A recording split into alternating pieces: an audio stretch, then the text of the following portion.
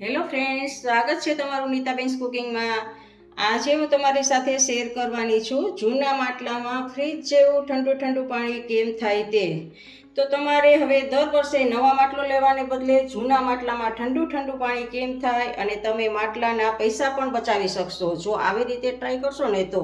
આ ટ્રીપ્સ બનાવતા પહેલાં એક રિક્વેસ્ટ છે તમને મારી કે ટ્રીપ્સ ગમે તો વિડીયાને લાઇક અને શેર કરજો અને આવા જ નવા નવી ટ્રીપ્સ જોવા માટે મારી ચેનલને સબસ્ક્રાઈબ કરજો.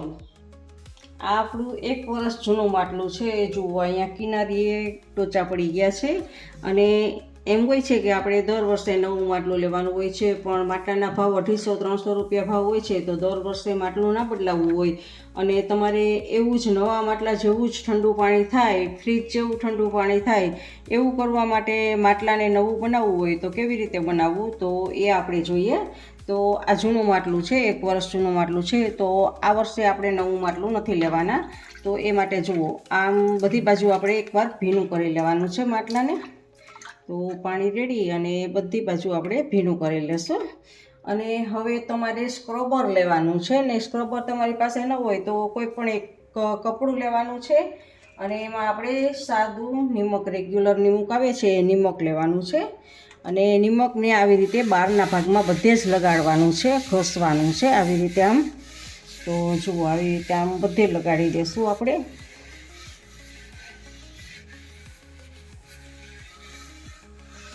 અંદર નથી લગાડવાનું, બહાર લગાડવાનું છે.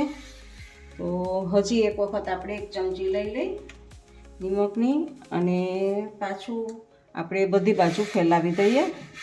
આમ મીઠું આપણે લગાડવાથી શું થશે કે તમારા જે નવું માટલું લીધું હશે અને આમાં હોલ હોય છે એ હોલ બુરાઈ ગયા હોય છે, 1 વર્ષ થયું હોય છે, તો આવી રીતે મીઠું તમે સ્ક્રબ કરશો ને તો તમારા હોલ બધા જ ખુલી જશે અને જે માટલુંની અંદરથી અવર જવર પાણીની થતી હશે એ હોલ ખુલી જશે. એટલે થશે ઘણી વખત તમે જોજો કે નવું માટલું લઈ આવી અને ભરતા હશો ને તો બહારની સાઈડમાં અહીંયા નીચે નાના નાના ટીપો થતા હોય છે. તો એ દાદીમાના વખતમાં એમ કહેતા હોય છે કે માટલું જવે છે, માટલું જવતું હોય ને તો પાણી ઠંડુ થાય છે. તો એ માટલું જવાનું કારણ એમ કે જે છિદ્ર હોય છે ને એમાંથી પાણી બહાર નીકળતું હોય છે અને જો એ છિદ્ર પૂરાઈ જાય ને તો માટલામાં ઠંડુ પાણી થતું નથી. હવે બહાર આપણે બધે જ જુઓ લગાડી દીધું છે, હવે બહાર લાગી ગયું છે. તો હવે શું કરવાનું છે અંદર, તો અંદર આપણે થોડુંક પાણી એડ કરી દેવાનું છે, 1 ડબલા જેટલું, અને ફરતું અંદર પણ આમ પાણી લગાડી અને કાઢી લેવાનું છે. અને પછી એમાં શું કરવાનું છે અંદરના ભાગમાં કે જુઓ આ એક ઈનોનું પેકેટ છે, ઈનો. તો ઈનોના પેકેટને તોડી અને આમાં આપણે એડ કરશું. આમ પૂરું બધી બાજુ આપણે નાખી દઈશું અને હવે એમાં આપણે ગ્લાસ જેટલું, 1 ડબલા જેટલું એમાં પાણી આપણે એડ કરશું અને બધી બાજુ આમ ફેલાવશું ઈનોવાળું પાણી અને આને આપણે 4-5 મિનિટ માટે આમ છોડી દેશું. હવે 5 મિનિટ થઈ ગઈ છે તો આ રૂછું લેવાનું છે સારું, આપણે ગોરો સાફ કરતા હોય ને રોજે એ રૂછું લેવાનું છે અને આમાં આપણે ઘસી લેવાનું છે. આપણે ઈનોવાળું પાણી અંદર છે એનાથી આપણે ઘસી લેશું બધી બાજુ, સારી રીતે આપણે ઘસી લેવાનું છે. હવે બારે પણ આપણે આ મીઠાવાળું છે ત્યાં ઈનોવાળું આપણે નથી લગાડવાનું, પણ આ મીઠાવાળું છે એને જ આપણે ઘસવાનું છે. એટલે અંદર ઈનો અને બહાર મીઠું, તો આપણા બધા જ આ માટલાના છિદ્ર છે એ બધા પેક થઈ ગયા હશે ને તો બધા જ ખુલી જશે. એટલે એના લીધે તમારું માટલાનું પાણી સારું એવું ઠંડુ થશે અને મીઠું પણ થશે સરસ, અને માટલું પણ તમારું એકદમ નવા જેવું થઈ જશે. હવે આપણે ઘસી લીધું છે તો માટલાની આપણે આ ગેંડીમાં ઊંધું વાળી દેવાનું છે અને સારી રીતે ધોઈ લેવાનું છે. પહેલાં આપણે બહાર ધોઈ લેશું સારી રીતે.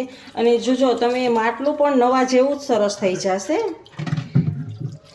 એકદમ સાફ થઈ જશે માટલું. અને હવે અંદર આપણે ઈનો નાખ્યું છે તો અંદર 4-5 વખત પાણી નાખી અને આપણે ધોવાનું છે અને હાથ ફેરવી અને સારી રીતે બધી બાજુ આપણે ધોઈ લેવાનું છે.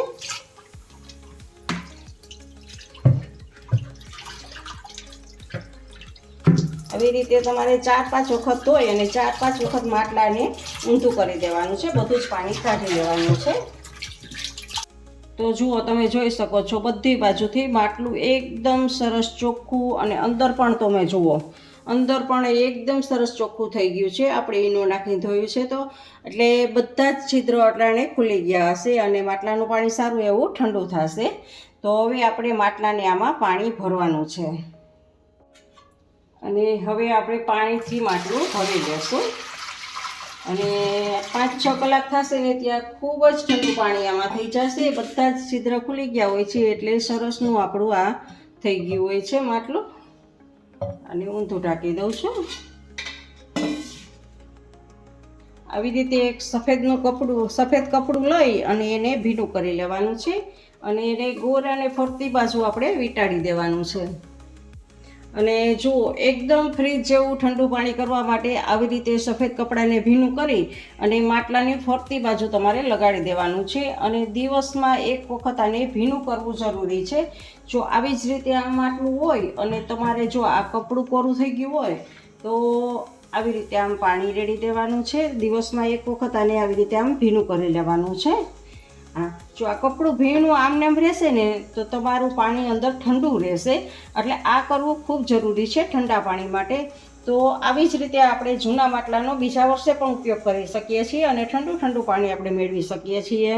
તો તમે જૂનું માટલું હવે પછી ક્યારેય ના ફેંકતા અને નવું માટલું ના લેતા, કારણ કે નવું માટલું 250-300નું બજારમાં મળે છે અને એ પણ બીજા વર્ષે એવું જ થઈ જવાનું હોય છે. તો તમે આ પ્રયોગ જરૂરથી કરજો. ફ્રેન્ડ્સ, તમને મારી આ ટિપ્સ કેવી લાગી તે કોમેન્ટ કરજો, અને જો ગમી હોય તો લાઈક કરીને તમારા ફેમિલી મેમ્બર્સ અને ગ્રુપમાં શેર કરજો, અને જો મારી ચેનલને સબસ્ક્રાઈબ કરજો.